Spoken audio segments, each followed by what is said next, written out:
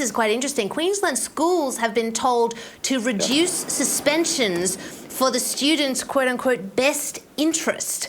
This seems a strange strategy. I mean, why is the government now telling teachers how and when to do their jobs? Well, the problem is it comes down to a human rights factor, as one principal said to me during the week. Wow. Well, I'm sorry, but where are the human rights of the other 24 students within the classroom who don't want to be disrupted, that don't want to have their safety threatened? What about the teachers as well, their human rights? Look, it's proving more and more difficult for teachers to be able to get on with the fundamental principles of teaching today. They've got so many issues that face them.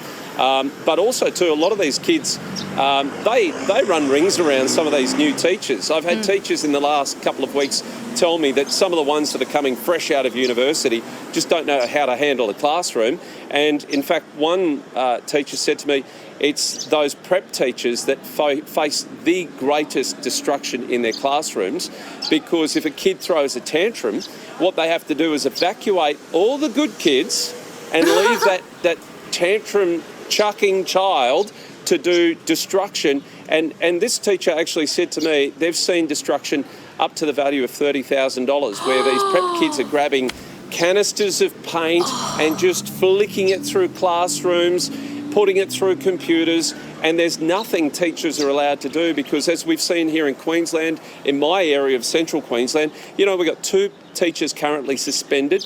They're before the courts. They've got charges against them for grievous bodily harm and assault occasioning bodily harm, because they dared run in to break up student fights.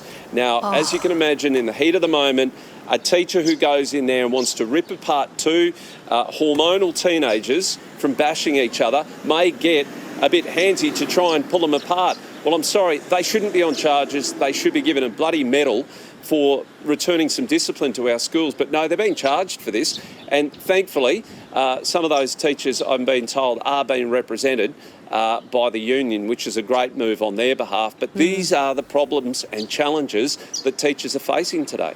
God, that is absolutely harrowing. That absolutely blows my mind that those teachers. But they don't want to suspend them? Yeah. Well, exactly. That's the issue, you know. And they don't want to suspend them because of their human rights. Well, you know, some of these kids, Daisy, the issue is some of these kids, as it was said to me, are also part of the problem with juvenile crime on the weekends. Yeah. These same kids are going out on weekends. So perhaps this is another measure by the Miles government here in Queensland to try and get those criminal numbers down, or those juvenile justice numbers down, because while they're at school, at least they're not knocking off cars, I suppose. I don't know what the answer is. That's just you know, that could be the case. That's actually a very good point, James. But the whole situation is just awful, and of course, behaviour in the classroom like that is going to lead to juvenile crime. I mean, it's just crazy.